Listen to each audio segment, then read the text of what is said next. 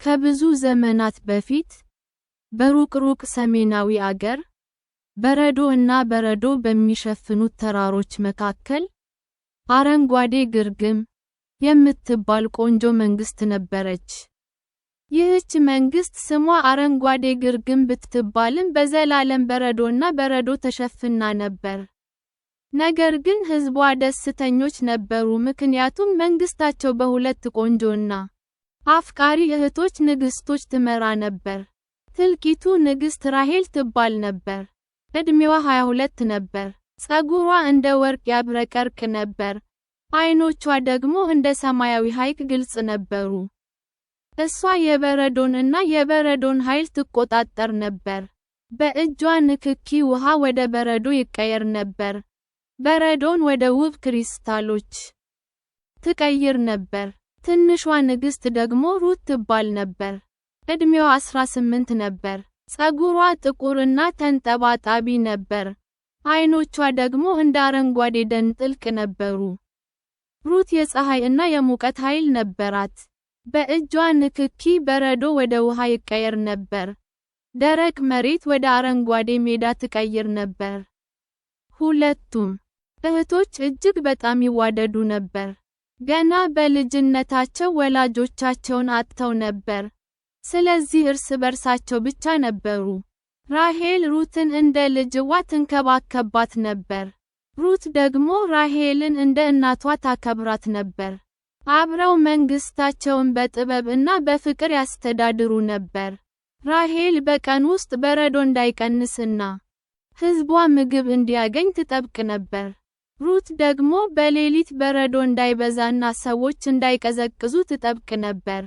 ኃይሎቻቸው እርስ በርሳቸው ተቃራኒ ቢሆኑም አንድ ላይ ሲሆኑ ፍጹም ሚዛን ይፈጥሩ ነበር። ሁሉም ሰው ደስተኛ ነበር።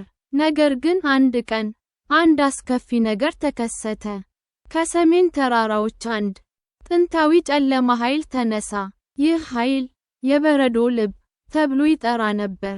እሱ ከሺህ ዓመታት በፊት በተረገመ አስማተኛ የተፈጠረ ጥንታዊ ነገር ነበር። የበረዶ ልብ ማንኛውንም ነገር ወደ በረዶ ሊቀይር ይችል ነበር። ነገር ግን እጅግ አደገኛ ነበር። የሚነካውን ሁሉ ልብ ያቀዘቅዝ ነበር። ፍቅርን፣ ተስፋንና ደስታን ሁሉ ያጠፋ ነበር። የበረዶ ልብ መንቀሳቀስ ጀመረ።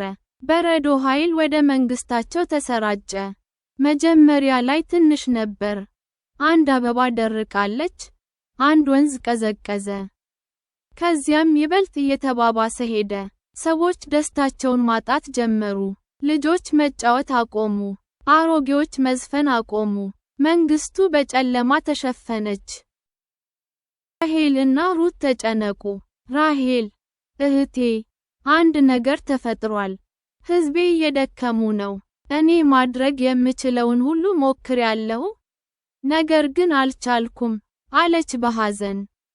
ሩት፣ እኔም ሞክሬያለሁ እህቴ። ሙቀቴ የበረዶውን ቅዝቃዜ ማስወገድ አልቻለም። ይህ ሌላ ነገር ነው አለች። ያኔ አንድ አሮጊት ሴት ወደ እነሱ መጣች። እርሷ የጠፋው የደን ጠባቂ ነበረች። ንግስቶች ሆይ፣ የበረዶ ልብ ተነስቷል። እሱ ከሺህ ዓመታት በፊት በተረገመ አስማተኛ የተፈጠረ ጥንታዊ ነገር ነው። እሱን ለማጥፋት አንድ መንገድ ብቻ አለ። የሁለት እህቶች ንጹህ ፍቅር ብቻ ነው ሊያሸንፈው የሚችለው። ግን አንድ ነገር አለ። የበረዶ ልብ በሰሜናዊው ተራራ ጫፍ ላይ ነው። ጉዞ እጅግ አደገኛ ነው። በመንገድ ላይ 3 ፈተናዎች አሉ። እናንተ ሁለቱም አብራችሁ መሄድ አለባችሁ። አንዲቱ ሌላዋን ብትተዋት ሁላችሁም ልታልቁ ትችላላችሁ አለቻቸው። ራሄል እና ሩት አንዳቸው ሌላውን ተመለከቱ። ራሄል፣ አብረን እንሄዳለን አለች። ሩት፣ ወይም አብረን እንሞታለን አለች ፈገግ ብላ። ወደ ሰሜናዊው ተራራ ተነሱ። እያንዳንዱ እርምጃ እጅግ አስቸጋሪ ነበር። በረዶ እየጨመረ ሄደ። ነፋሱ እየጠነከረ ሄደ። ነገር ግን እጃቸውን ይዘው መራመዳቸውን ቀጠሉ። የመጀመሪያው ፈተና የተሳሳተው ነጭ ደን ነበር። ይህ ደን ሁሉም ነጭ ነበር። ዛፎች፣ መሬት፣ ሰማይ፣ ሁሉም ነገር አንድ አይነት ስለነበር አቅጣጫ ማግኘት አይችሉም ነበር።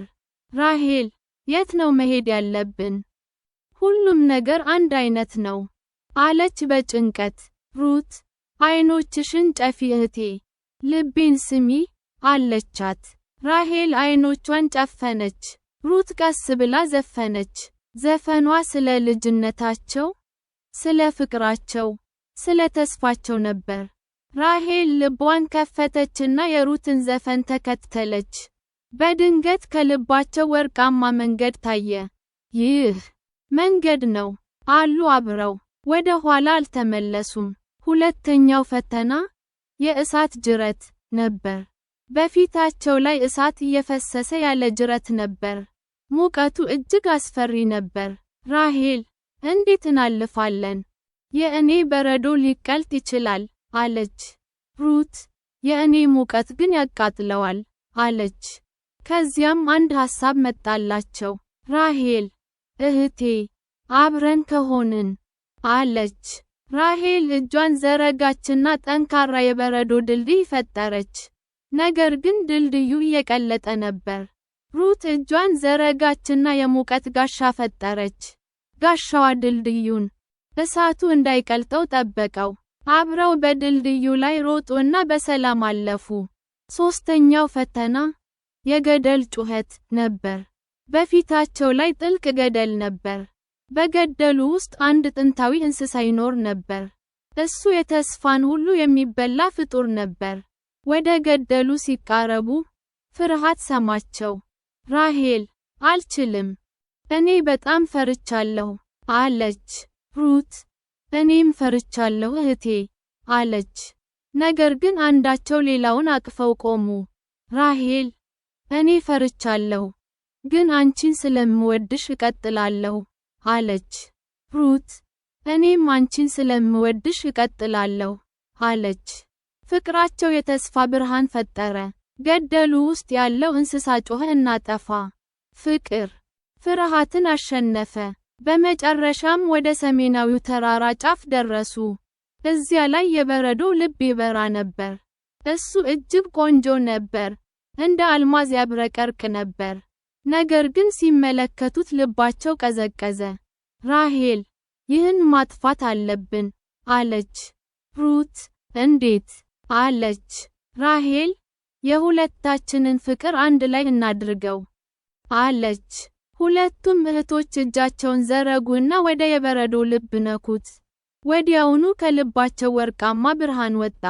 ብርሃኑ የበረዶውን ልብ ከበበው። ልቡ መቅለጥ ጀመረ።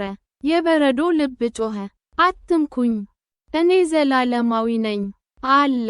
ነገር ግን ራሔል እና ሩት እጃቸውን አላወጡም። አንተ ብቻህን ነህ፣ እኛ ግን ሁለታችን ነን። ፍቅር ሁልጊዜ ያሸንፋል አሉ አብረው። የበረዶ ልብ ተሰበረና ወደ ብርሃን ጨረር ተለወጠ። ብርሃኑ ወደ ላይ ወጣና እንደ አዲስ ኮከብ በሰማይ ብሩክ። የበረዶ ቅዝቃዜ ጠፋ። ወንዞቹ ፈሰሱ። አበቦቹ አበቡ። ሰዎች ደስታቸውን መልሰው አገኙ። ልጆቹ እንደገና መጫወት ጀመሩ። መንግስቱ እንደገና አረንጓዴ ሆነች። ራሔል እና ሩት ወደ ቤታቸው ተመለሱ። ሕዝቡ በደስታ ተቀበላቸው። ራሔል፣ የበረዶ ልብ ጠፋ፣ መንግስታችን ድኗል አለች። ሩት፣ ነገር ግን ትልቁ ነገር እህቴን ማግኘቴ ነው አለች። እህቶቹ ተጋበዙና ሳሙ። ከዚያ ቀን ጀምሮ ሁለቱም እህቶች አብረው መንግስታቸውን በሰላም አስተዳደሩ። ራሔል የበረዶውን ቅዝቃዜ ትቆጣጠር ነበር። ሩት ደግሞ የፀሐይን ሙቀት ትቆጣጠር ነበር። አንድ ላይ ሲሆኑ ፍጹም ሚዛን ፈጠሩ። ታሪኩ ያስተምረናል፣ እውነተኛ ኃይል ከጉልበት ሳይሆን ከፍቅር ነው። ሁለት ልቦች አንድ ሲሆኑ ማንኛውንም ጨለማ ማሸነፍ ይችላሉ። እህት ማለት ደም ብቻ አይደለም፣ እህት ማለት ፍቅር ነው። እና ፍቅር ለዘላለም ያሸንፋል።